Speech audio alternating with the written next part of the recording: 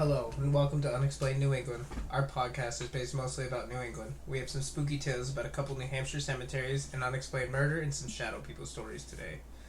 The first story I have hits a little close to home. It's about Charles Ayers. Not much is known about him except he was a harness maker who lived in Pembroke. He was, as the public said, a lazy man. He couldn't keep a job, and he always had money issues and family problems, specifically with Addie's mother. He lived with his wife, Addie Ayer, Addie's mother, Laura Lakeman, and they had 5 unnamed children. Things had finally snapped for Charles in January of 1906. Supposedly his mother-in-law was living there rent-free and they were always going head-to-head. Reports say the last fight they had, she said she was never leaving, and in fact she never did that. She was the first person to die there. She was allegedly shot by Charles Ayers as she lay in bed asleep. Addie had entered the room sometime during this murder, trying to help her mother. She too was killed, followed by each of the 5 children. Now this is all speculation. Nobody ever proved that Charles Ayers killed his wife, the children, and his mother-in-law.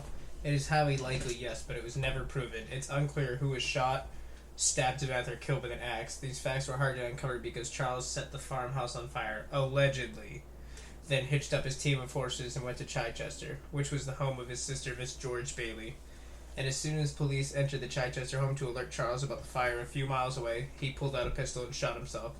So that nobody will ever know the true story behind it. He could have just been distraught about the news that he killed himself, or he could have been overcome with grief about killing his whole family.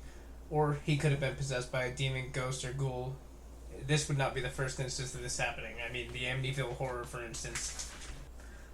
Charles's whole family is buried in Blossom Hill Cemetery in Pembroke.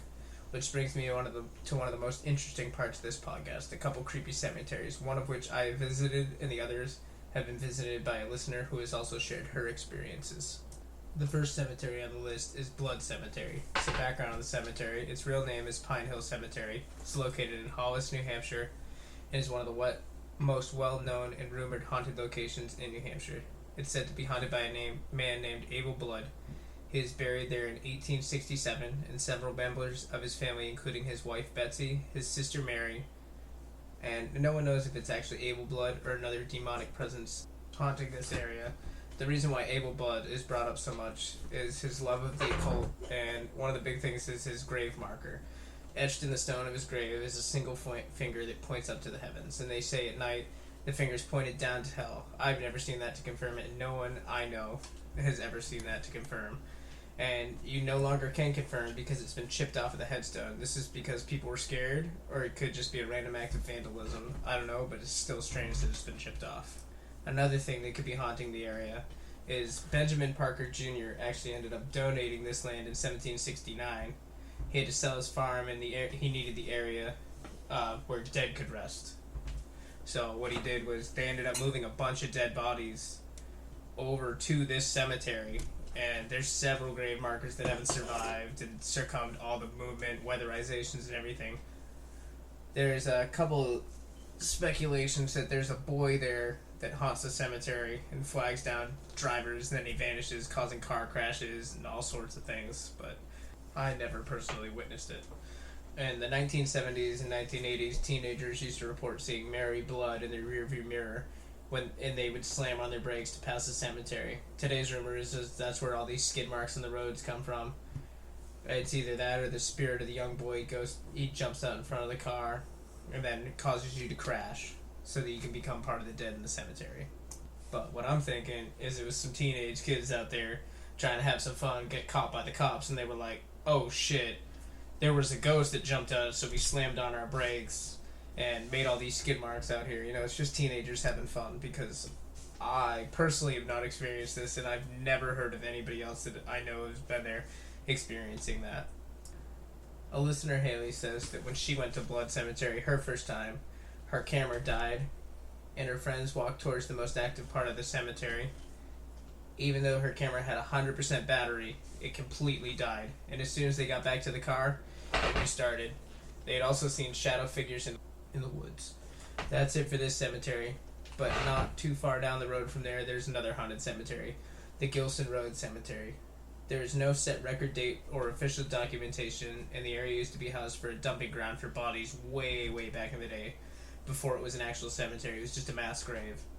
So there's millions of unmarked graves still on site today. Imagine going there, trying to do your job, digging up a gravesite to bury someone, and you pull up a dead body. The super weirdest thing about this cemetery is that back in the day there were no settlements around it. It said that the first graves could have been Native American. One of the biggest things that people have seen here are apparitions of Native Americans in headdresses, doing all sorts of rituals. Another well-known apparition of the area is a lady in a white dress. She's walking to an unmarked grave and back to the edge, and then back to the center of the cemetery as if she was stuck in a loop. Another thing people have seen there are glowing orbs and lights off in the distance of the cemetery.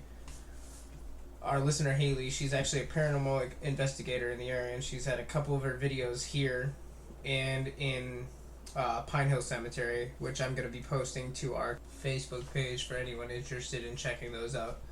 The last well-known haunted cemetery I found was the Point of Grave Burial Cemetery in Portsmouth. It's one of the oldest cemeteries in the state and is said to be home to some ancient ghosts. Visitors have heard footsteps behind them when no one else is around.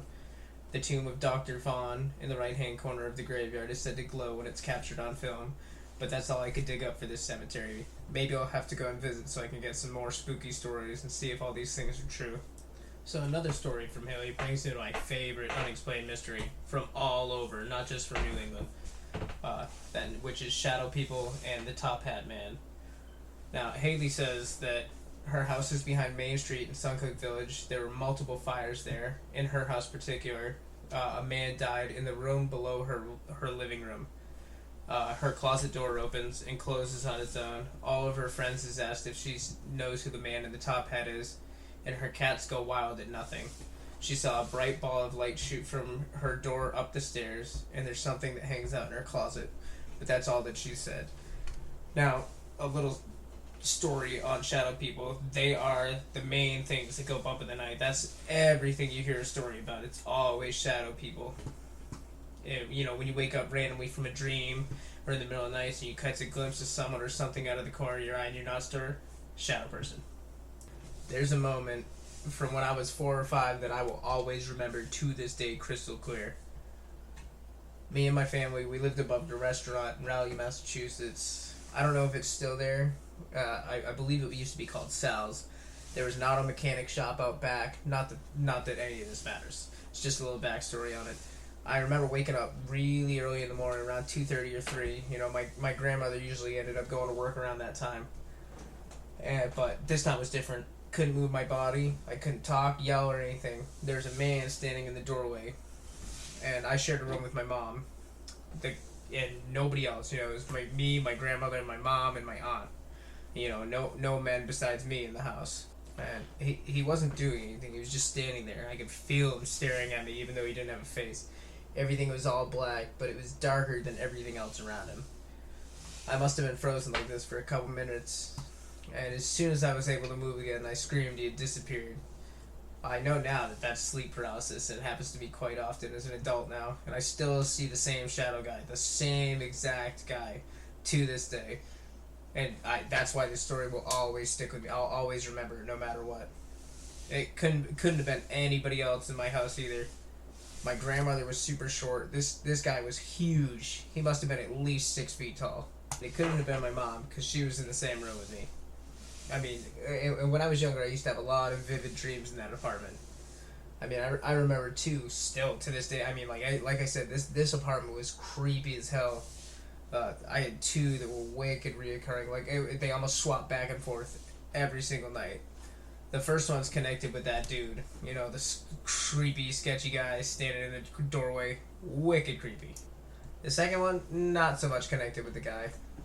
So, in this apartment, you'd have to walk downstairs to get onto the outside porch to go anywhere, because that was the only way into the apartment. And we used to have like a little cubby hole where we'd put our, our coats, jackets, and stuff. It was basically like a closet without a door.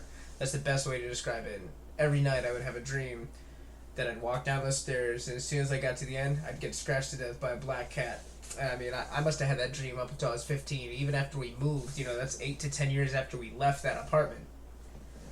The other dream that seemed to alternate with this one was a little bit different. I'll give you a little setup of the apartment before I explain it.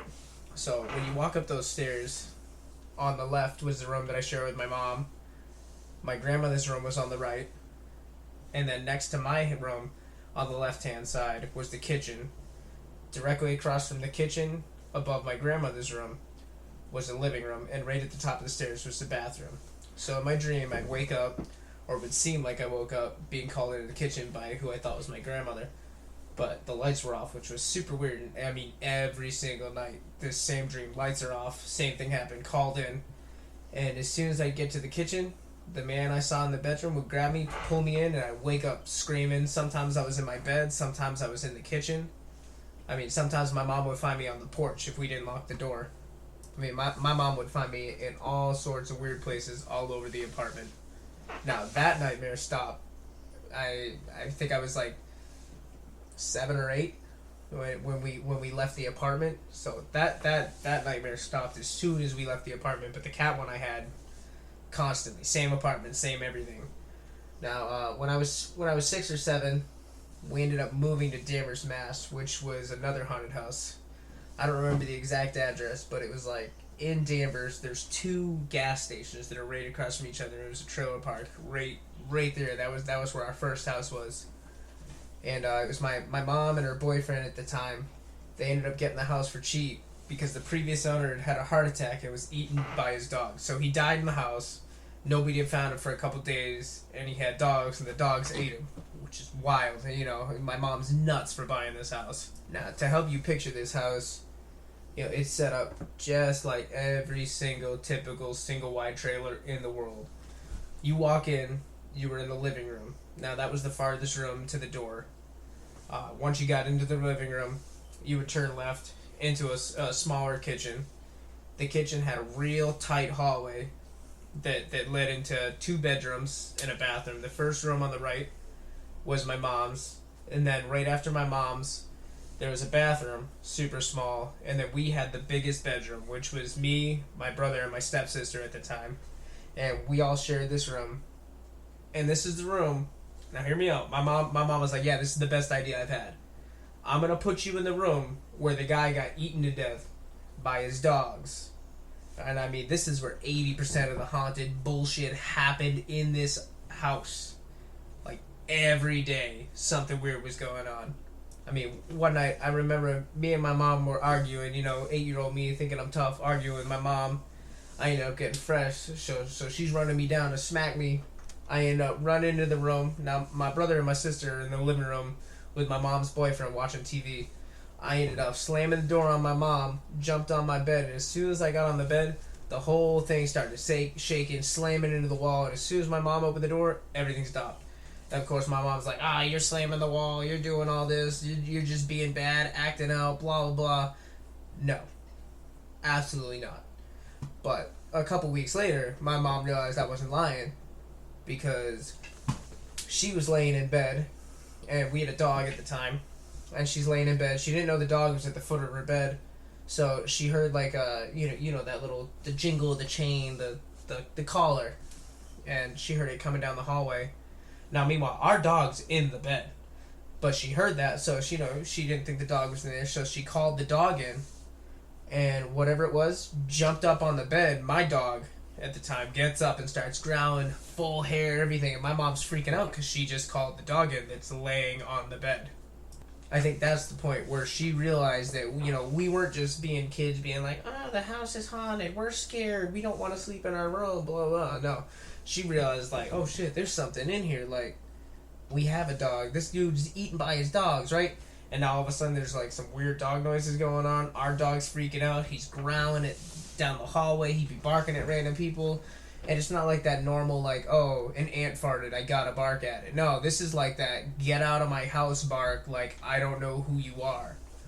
So, another memory I have in there is me, my brother, and my sister. One night, we all just woke up at the same time screaming, seeing we could see a man standing in the middle of our room. Now, my mom and her boyfriend come rushing in, their room was only like 3 feet from her, so they heard us all wake up. And we're all freaking out saying, we can see him in the middle of the room, they're flipping the light on, flipping the light off, he's still there. No one else can see him but us. We all see him in the middle of the room. And my mom's just like, he's not there, you guys are just acting up because you don't want to be asleep, blah, blah, blah. And we're like, listen, he's right there. And my mom still denies it to this day that anything was in there. But, after that dog incident, she knows. Now, real quick, we fast forward to present day, talking about this, the man that, I don't want to say watches me sleep, but, watches me sleep. So, recently I ended up switching rooms in my house, because, I get sleep paralysis maybe, like, once or twice a month. But I ended up getting it in one of the rooms in my house, and I woke up, and this dude was, like, rayed over me, like, literally, in my face. And you could just feel the cold coming off of him. And, no matter how many times you see it, feel it, or anything, you can never get rid of those goosebumps. Like, even just talking about it now, I got goosebumps. Like, man. Tonight will be the night where I have sleep paralysis, for the first time this month, and end up wanting to switch my room again, because, I'm talking about it, so he's here. I joke, but it's like a couple nights ago, me and my wife were watching TV. We had just put the 2 kids to bed, and all of a sudden, it sounds like one of the kids was like whining, so we figured they got up to go pee. Then it sounded like someone's going pee. So, I got up, I went to go check on them, and they're both in bed. And I'm like, alright, weird. And then it still sounded like someone was peeing in the shower. Now, my wife's on the couch, and I'm like, alright, weird. Maybe I'm just hearing things.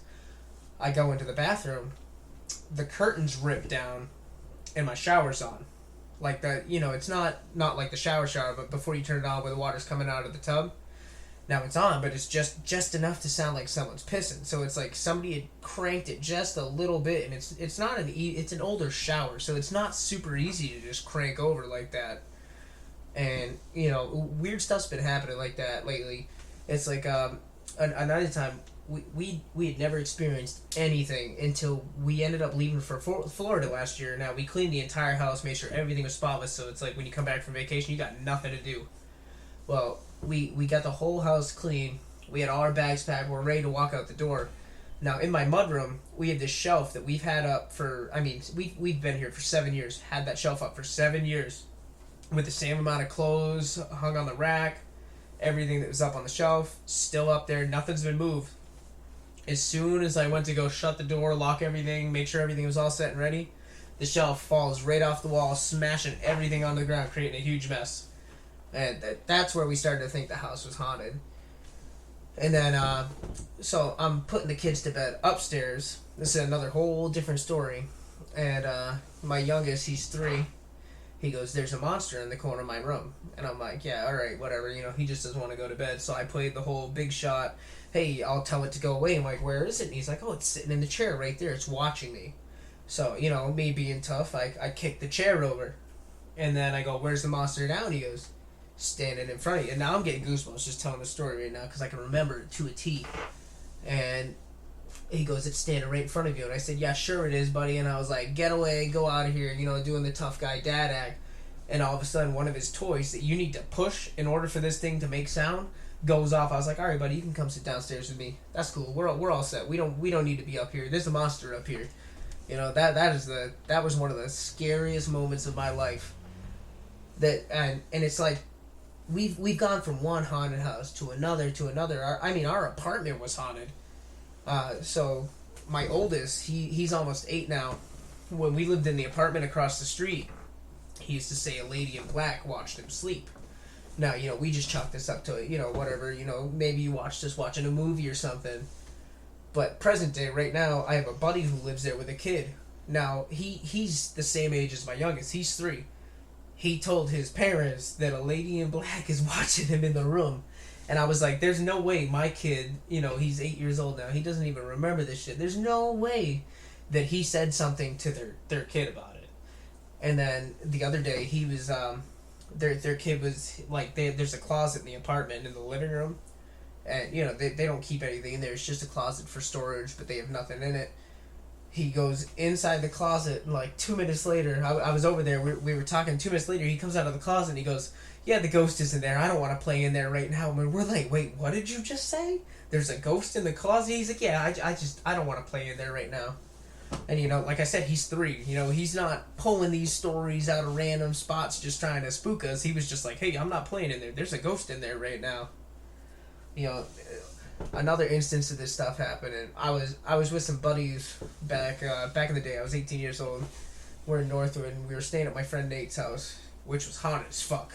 I mean, like, this place was like, you couldn't even go in there. Like, as soon as you went in there, instant goosebumps.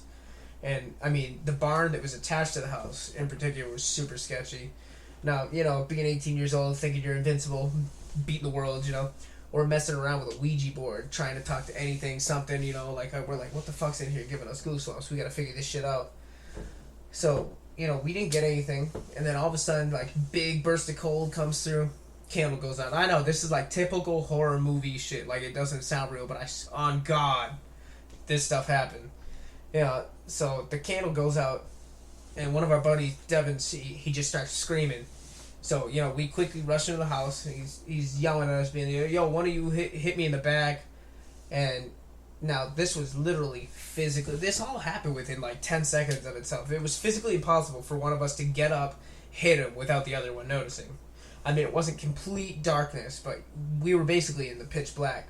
Now, there was 4 of us. We're all sitting, basically, in a square almost. We were all... Or an X. We were all across from each other. So, we're like, yeah, whatever, dude. Lift up your shirt. There's no way one of us hit you. So, he lifts up his shirt. 3 scratch marks clean down his back. We thought he was messing with us, but we're like, yo, touch your back. You did that to yourself. Like, you're just messing with us. He goes to touch his back. Cannot reach that spot on his back. Now, that same night, we ended up sleeping over, after all this has gone through. We're all cool now. We're like, oh, whatever, nothing happened. He's bullshitting. Maybe he just backed into something. There's beans in there.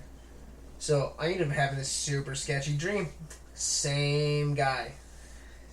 Black shadow comes right down the ceiling. Ends up forming on the floor, coming up.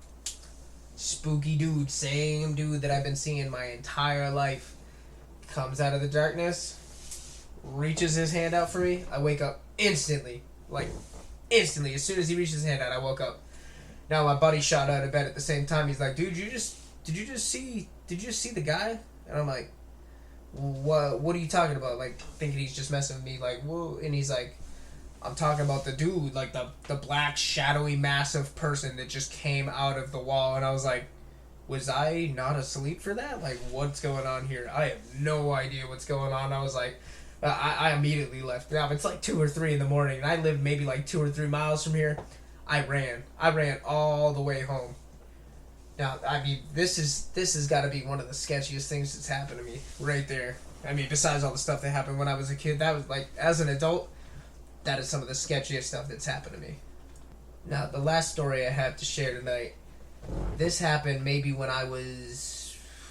how old was I? I think it was 19. I just gone to NHTI, and I was staying in my dorm room, and I woke up in the middle of the morning, 5, maybe 6 o'clock, and I ended up having a huge red handprint on my chest, but when I'd go to put my hand up to it, the fingers were, I don't know, 2 or 3 inches longer than my fingers, and, I have the supernatural tattoo and some other occult stuff tattooed on my body.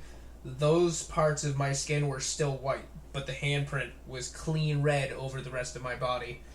And I'm going to try to dig up a picture of it, because I know I have it somewhere. I'm going to dig up a picture and post it to the Facebook page with all the information about the cemeteries and, Haley's TikTok and her Facebook page. I'm going to include all of that onto the Facebook as soon as I upload this. Maybe shortly after. It should be within the same day. So now, I mean, if anybody that listens to this, if you have any supernatural stories, anything, I don't care if it's like real quick, real quick divot into your life of what happened, let me know. Send me a direct message, an email, post to the Facebook page, anything you can do, because I love stuff like this.